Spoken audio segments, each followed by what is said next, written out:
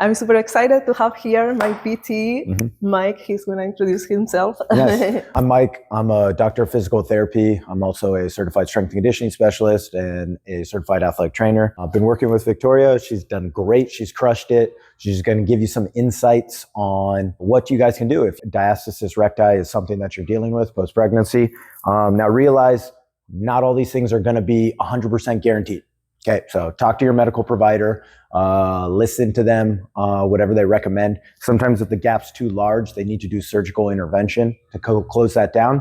But if the gap isn't too large, there's a lot of things you can do at home to start getting the ball rolling down the right road. Again, I recommend go see a professional, but this will start pushing you in the right direction. So we'll cover some things today. And something important, as I talked with some of my friends that had problems, some of them actually were exercising the abs after pregnancy without waiting. And I know that for me, I waited to do any ab exercises, and I was always looking, either recording myself, having a mirror, asking someone if it was dumbing. If it was dumbing, I would not do any exercise. Sometimes I was hanging and it was dumbing, so I would just not do it. Yep, perfect. Yeah, use mirrors. They're the visual feedback. So make sure use some mirrors if they're around you. If you see things opening and separating, yeah, probably means scale down a little, and that's okay. You can start nice and light, and you can always work up, increase the intensity over time. Okay, so what is our first exercise? So one of the first easiest ones is you can really use any support structure. You can use yoga blocks. You can use roll up like a bath towel. Just gives you something to press into. And this is called the core press down. We're going to do 2 and even possibly even 3 variations if you feel like you can do it. Can it be a pillow if somebody doesn't have? It could be a pillow. Really, again, just gives you something to press into. It's just that cue. So yeah, you can roll up some blankets, pillow, anything at all. But all you're going to do is stay laying on the ground, be nice and comfortable. You're just going to bend those knees. Okay. You're just going to take that object that you're going to be pressing into. You're going to place it right in front of you. You're going to have those arms nice and straight and think you're just going to be pressing into the ball, bringing your hands towards your knees. So think it's not so much a press. It's more of pulling down, down, down, down. Nice. You don't even need to clear your shoulder blades off the ground. If you're just starting off, you could just press those hands down and then just hold about 3 seconds, work to 5 seconds, work to 10-second holds, okay? And then relax. And we'll get a couple of those.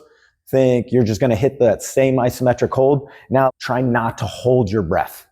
A lot of the time with pregnancy things, the Valsalva maneuver, even post-pregnancy, the bearing down doesn't feel so good, and it's going to start building up that inner abdominal pressure. So think just focus on smooth and controlled breathing while you're doing these activities. Now, taking the same concept of pulling down, not pushing, you're going to be now working some different angles to start hitting different abdominal linings, okay? So all you're going to be doing is taking one hand, let's say your right hand, and you're going to be bringing it to your left knee, okay? And you're just going to do the same thing, just pulling opposite hand to opposite knee, pressing on down. Again, you can always, in the future, layer in lifting those shoulder blades off the ground. But if we're just starting off nice and comfortable, okay, just pressing on down, holding about 3 seconds, working to 5 seconds, working to 10 seconds, working towards 10 times. And again, these types of drills are really low level, so you can spam them throughout the day, okay? Once you hit one side, obviously you're going to be hitting the other side, pressing opposite hand to opposite knee, pressing on down, again, just to make those abdominals turn on. Last drill, you're going to be pressing same side, arm and knee, pressing on down. So you're going to take your right hand, and you're just going to be pressing towards your right knee. Start working the side of your body, whether it's right side, left side. Again, same concept, 3 to 5 second hold, work to 10 seconds, 10 times. Don't hold your breath. Nice and comfortable. So these are 3 simple, super simple drills. Again, you can use a Swiss ball, yoga block, pillows, blankets, whatever you want. Just gives you something to cue and press into. Building upon this, we're going to be doing a little bit more aggressive anti-rotation drill. Anti-rotational drill is super important for abdominal lining, okay? So one simple anti-rotational drill we're going to do, if you happen to have the shoulder strength, is we're going to be getting in a push-up position here. And we're just going to be holding a push-up position. If that's tough enough, I'd say start there, okay? Now really there's no anti-rotation here, but notice Victoria, as her hips lower, okay, that's going to cause her abdominals to lengthen. So think anytime you're in a push-up position or high plank position, focus on getting your butt level with your shoulders. It's going to make those abdominals work. Okay. Now to layer in a little more anti-rotation, all we're going to do is she can widen up her legs and then she's going to remove one arm off the ground. Okay. And if she can hold that, again, start with maybe 2-3 second holds, working to a whole 10-second hold if you can. We're just going to alternate left arm, right arm. Okay. If somebody cannot do if this, you can't do this is a or... very, very aggressive exercise, right? So a nice simpler version exercise we're going to be doing is something called a Pavlov press. So let's stand on up. And again, since what we're trying to work on with this is anti-rotation. So by me posting on one arm, my whole body would collapse if I didn't turn on that musculature to keep myself nice and stable. So you can get a band and just tie it to something, okay? A beam, pole, pipe, any support structure. And all we're gonna do is just press out and come back in. Again, the heavier the resistance, obviously it's gonna turn you, right? So the whole goal is anti-rotation. You aren't letting that turn you. So we got a couple options here with the Pavlov press, okay? So option one, you're just gonna tie a band to beam support structure and you're just gonna bring it to your chest and press away. Nice and easy, okay? So this is one option. But again, remember, notice it. this is like a wrench, okay? Right? So the further it is from my body, okay, that's going to increase the torque. So Victoria, if you keep your hands right across your chest or right in front of your chest, you can sidestep just to the left and sidestep to the right. Perfect. Nice and easy. So I think this would be a little bit simpler version. Now, if she wanted to increase torque, she could have her arms nice and straight. Now she's made that wrench significantly longer, has more torque in her abdominals. Yes! And coming up back. Nice. Don't let those abdominals turn on. Good. Nice. So think the band's trying to pull her to the right. So she has to activate her left rotators and relax. Nice. So that's a little bit simpler version if you feel like your shoulders aren't strong enough to hold that pusher position. So you could do presses, you could do walkouts, you could do a combination of presses and walkouts. But think anything where it's trying to turn you and you aren't letting that happen. That's all it is. Okay, so let's do the other side. Yeah. Yeah. And clearly, if you're going to be rotating to the right, or towards the left, I should say, you're going to want to work rotating to the right. So again, just sidestepping left and right. Oh, man. Making it nice and easy. I can see in the mirror, my abs are doing this. Yes, exactly. Lines. Nice. So these are good, simple anti-rotation drills.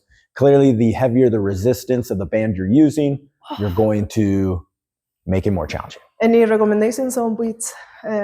I'd say start with the lightest, whatever it is. You could use a big, long TheraBand. It doesn't need to be this specific, like thin little band. It could be that long, stretchy band where you can cut it. Where it rolls on out, that's totally fine. But again, start light with it because it's pretty aggressive. Maybe you don't even have a band. That's fine. Victoria can clap her hands together. And we sometimes do this as a warm-up for strength conditioning class.